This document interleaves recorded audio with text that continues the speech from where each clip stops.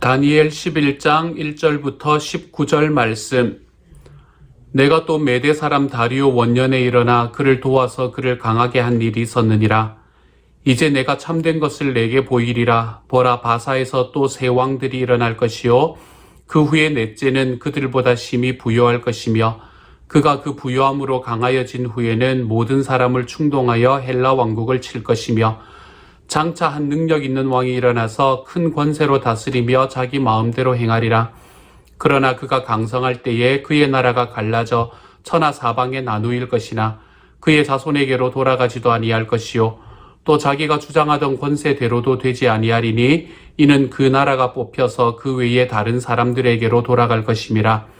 남방의 왕은 강할 것이나 그 군주들 중 하나는 그보다 강하여 권세를 떨치리니 그의 권세가 심히 클 것이요 몇 해 후에 그들이 서로 단합하리니 곧 남방왕의 딸이 북방왕에게 가서 화친하리라.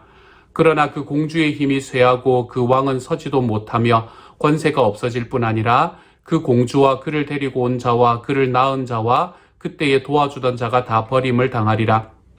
그러나 그 공주의 본 족속에게서 난 자 중의 한 사람이 왕위를 이어 권세를 받아 북방왕의 군대를 치러 와서 그의 성에 들어가서 그들을 쳐서 이기고 그 신들과 부어 만든 우상들과 은과 금의 아름다운 그릇들은 다 노략하여 애굽으로 가져갈 것이요 몇 해 동안은 그가 북방왕을 치지 아니하리라.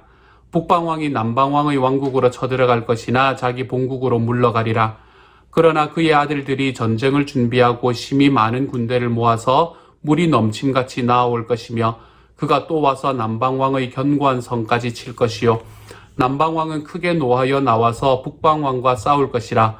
북방왕이 큰 무리를 일으킬 것이나 그 무리는 그의 손에 넘겨준 바 되리라. 그가 큰 무리를 사로잡은 후에 그의 마음이 스스로 높아져서 수만 명을 엎드러뜨릴 것이나 그 세력은 더하지 못할 것이요 북방왕은 돌아가서 다시 군대를 전보다 더 많이 준비하였다가 몇 대 곧 몇 해 후에 대군과 많은 물건을 거느리고 오리라. 그때에 여러 사람이 일어나서 남방왕을 칠 것이요 내 백성 중에서도 포악한 자가 스스로 높아져서 환상을 이루려 할 것이나 그들이 도리어 걸려 넘어지리라.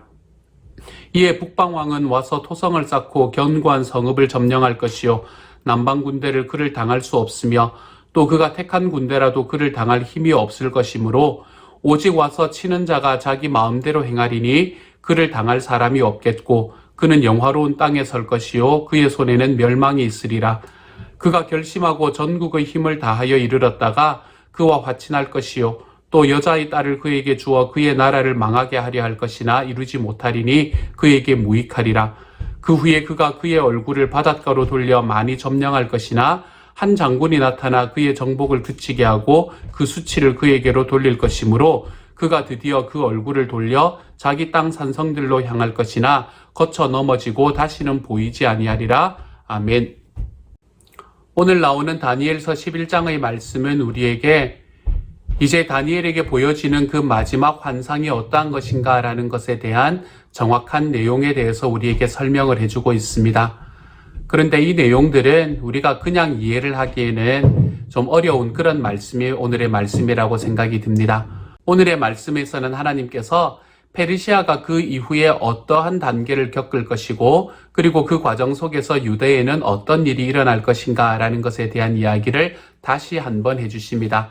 이러한 과정 속에서 그때 당시에 일어났던 모든 세계사적인 역사들 하나하나들을 이야기를 해주고 그리고 그 역사들이 실제로 하나님께서 예언하신 것처럼 역사 속에서 이루어진 것을 우리가 볼 수 있게 됩니다. 그렇기 때문에 이러한 이야기들은 소위 말하는 중간사라는 것에 들어가 있는 이야기, 다시 말하면 구약과 신약 성경의 중간의 역사를 우리가 이해를 해야 여기에 나오는 이야기가 어떤 의미인지를 좀 더 분명히 파악할 수 있게 되고요. 그렇지 않게 되면은 우리가 이것을 좀 수박 겉핥기식으로 우리가 바라볼 수밖에 없습니다. 중간사는 신학교에서 한 학기짜리 수업입니다. 그렇기 때문에 여러분에게 이것을 다 이야기 드린다는 것이 불가능하기 때문에요. 오늘의 말씀에서는 전체적으로 그냥 수박 겉핥기처럼 이야기를 드리고 그리고 난 다음에 오늘의 말씀에서 우리에게 다가오는 사본, 명약, 죄에 대해서 이야기를 잠깐 해보도록 하겠습니다. 먼저 오늘 1절의 말씀은 이렇게 시작을 합니다. 내가 또 메대 사람 다리오 원년에 일어나 그를 도와서 그를 강하게 한 일이 있었느니라 이렇게 말합니다.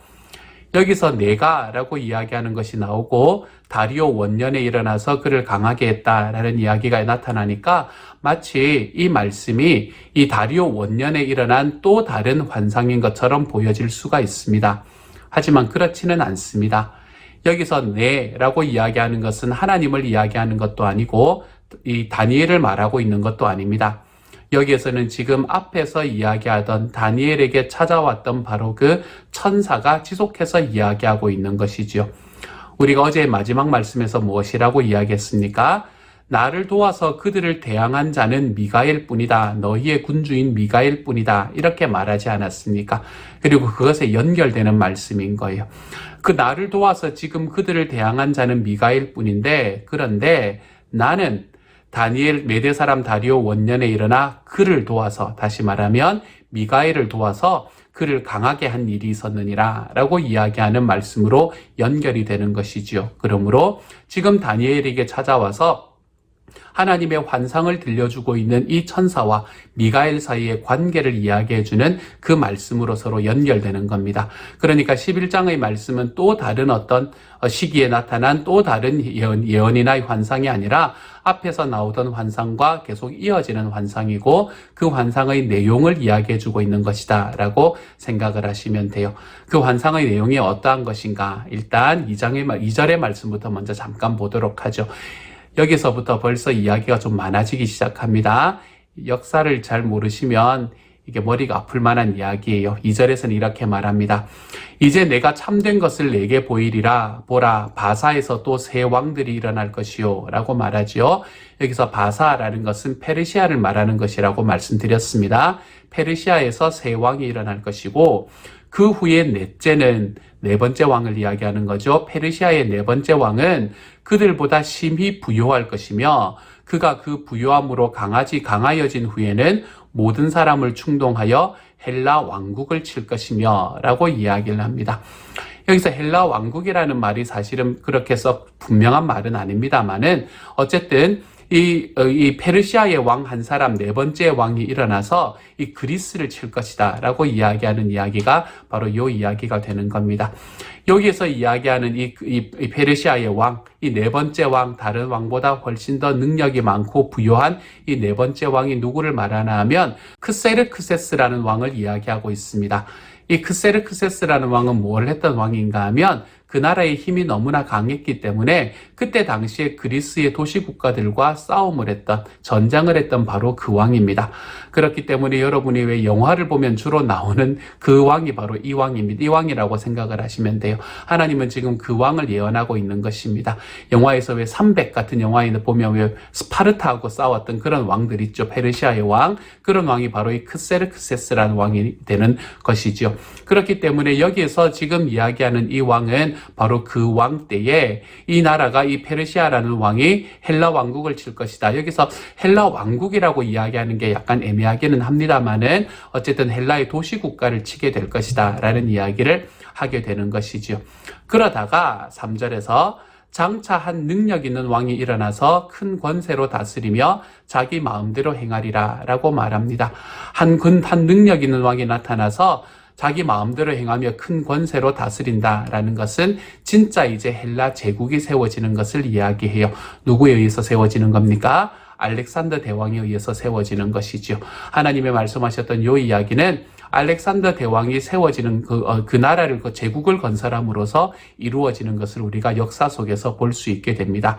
그리고 4절에서 우리가 앞에서 이야기했던 이야기들이 다시 나옵니다.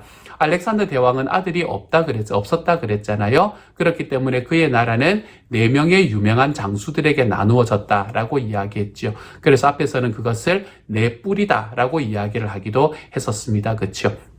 그것을 여기서 다시 이야기하고 있는 거예요. 4절에서. 그러나 그가 강성할 때에 그의 나라가 갈라져, 여기서 그라는 것은 알렉산더를 지칭하는 거겠지요. 그의 나라가 갈라져 천하 사방에 나누일 것이나 그의 자손에게로 돌아가지도 아니할 것이요. 당연했겠죠. 알렉산더가 자손이 없었을 거니까. 그렇죠. 또 자기가 주장하던 권세대로도 되지 아니하리니 이는 그 나라가 뽑혀서 그 외에 다른 사람들에게로 돌아갈 것임이라 이렇게 말합니다. 지금 이 이야기는 언제 성취가 되나 하면 알렉산더 대왕이 죽고 난 다음에 이 알렉산더 대왕의 후계자가 없어짐으로 인해서 4명의 장수들이 이 나라를 갈라가지는 것에서 이 말씀이 성취되는 것을 우리는 역사 속에서 볼 수 있게 되는 겁니다. 그리고 난 다음에 이야기는 뭔가 하면 남방의 왕이라는 사람이 나타나고 북방의 왕이라는 사람이 나타납니다. 그리고 이 남방의 왕과 북방의 왕이 싸우는 전쟁에 관한 이야기를 하고 있는 것이죠. 우리가 성경에서 특별히 이 다니엘서에서 남방의 왕이다라고 이야기하는 것은 그 4나라, 그러니까 이 알렉산더의 대왕의 그 헬라라는 나라를 나누어 가졌던 그 4나라 중에서 이집트 쪽에 같이 있었던, 이집트 쪽을 다스리고 있었던 프톨레미 왕조를 이야기한다라고 생각하시면 됩니다. 그 프톨레미 왕조가 남방의 왕이고요. 여기서 말하는 북방 왕이라는 것은 그 동쪽 이 아시아 지역과 시리아 지역을 다스리고 있었던 그 셀류시드 왕조를 이야기한다라고 생각하시면 됩니다. 그러므로 여기서 남방왕과 북방왕의 전투라는 것은 어떤 이런 미스틱한 그런 어떤 신비적인 역사의 마지막에 올 그런 전투를 이야기할 수도 있겠지만 이것은 무엇을 이야기하는 것인가 하면 후에 지금 다니엘이 이야기하는 것으로부터는 한 200여 년 정도 후에 이 북방왕, 다시 말해서 셀류시드 왕조의 왕과 남방왕, 이 프톨레미 왕조의 왕이 서로 싸우는 것에 대한 이야기를 하고 있습니다. 그래서 5절에서는 남방의 왕은 이 프톨레미라는 왕조의 왕은 강할 것이나 그 군주들 중 하나는 그보다 강하여 권세를 떨치리니 그의 권세가 심히 클 것이요. 이렇게 이야기하면서 우리 북방왕하고 같이 이제 전투를 해서 싸우고서 승리하는 이야기를 말합니다. 처음에는 프톨레미 왕조가 이 셀류시드 왕조와의 전쟁에서 승리하는 때도 있었거든요. 주전 약 200년 경에는 말입니다. 200년보다 더 이전에는 이 북남방왕이 더 강할 때도 있었었거든요. 그런데 결과적으로는 어떻게 되나 하면 이 북방왕, 다시 말해서 셀류시드 왕조의 왕이 남방왕, 이 프톨레미 왕조의 왕과의 전쟁에서 승리하게 되고요. 그리고 이 나라를 완전히 속국으로 만들지는 못하지만 그 나라보다 더 높은 지위를 차지하게 되고 그것으로 인해서 이 유대라는 지역, 이 이스라엘이 있는 지역에 이 점령권을 확보하게 되는 것을 우리는 역사적으로 볼 수 있게 됩니다. 그것에 대한 예언의 말씀이 오늘의 말씀이 되는 거지요. 여기서 예언했던 이야기와 역사는 거의 비슷하게 흘러갑니다. 이것에 대한 하나하나를 설명을 하려면 우리는 그 설명하는 게 한 학기짜리 수업이라 그랬잖아요. 그렇죠? 그렇기 때문에 여기서 다 말씀을 드릴 수는 없지만 여기서 뭐 공주가 일어나고 또 서로 화친을 맺고 하는 이 모든 예언들이 역사 속에서 그대로 이 프톨레미 왕조와 셀류시드 왕조 간의 이 이야기 속에서 드러나게 되는 것을 우리가 볼 수 있게 되는 거죠. 그렇게 이야기를 하면서 지금 어디까지 오늘의 말씀은 이야기를 하고 있나 하면 우리가 앞에서 한번 이야기를 했던 그 소위 작은 뿔이라고 이야기를 했던 그 안티오쿠스 에피파네스 4세라는 사람이 일어나기 전까지 이 두 왕조 사이에 어떤 일이 일어나고 있는가라는 것을 이야기해 주고 있고요.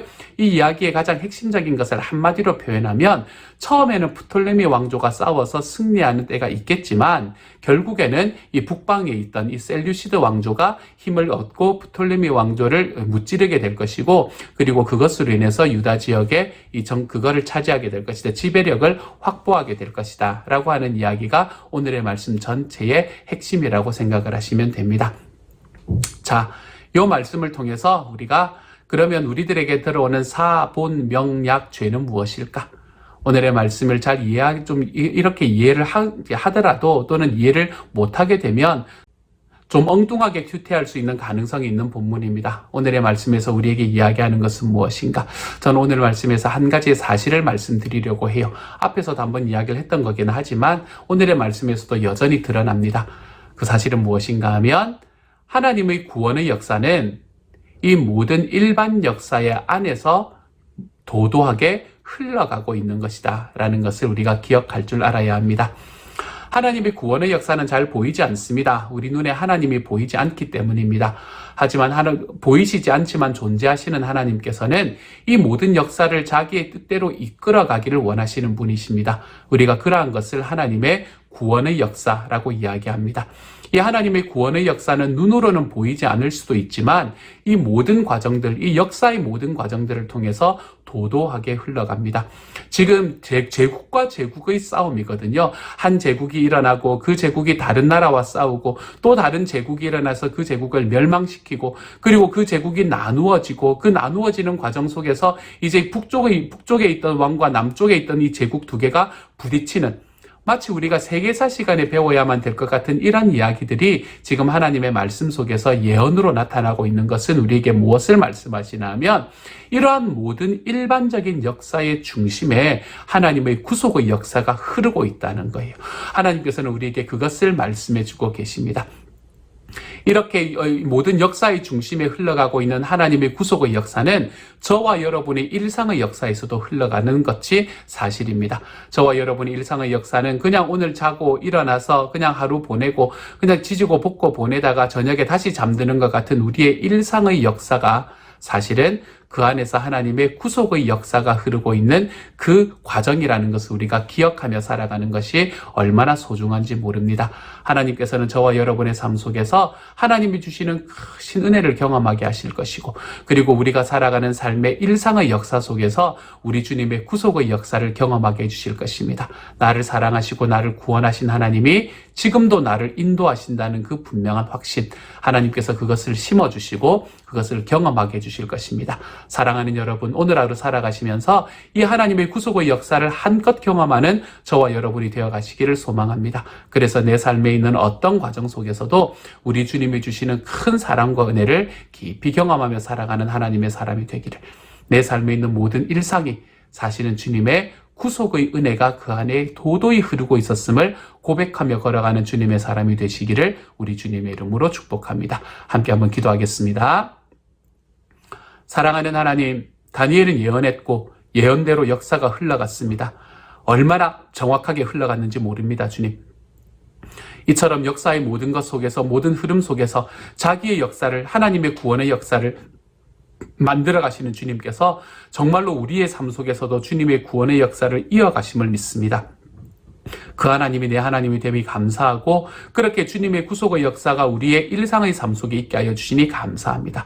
주님이여, 이 역사 속에서 주님 안에 기쁨으로 살아갈 수 있는 하나님의 사람들로 변해가는 오늘 하루가 되게 하여 주옵소서. 그래서 주님의 구속의 역사가 나를 붙들고 있으므로 나는 실패할 수 없다. 우리 그것을 분명히 깨닫고 우리 주님 앞에 담대함으로 걸어가는 주님의 사람들이 될 수 있도록 하나님 도와주옵소서. 예수님 이름으로 기도합니다. 아멘.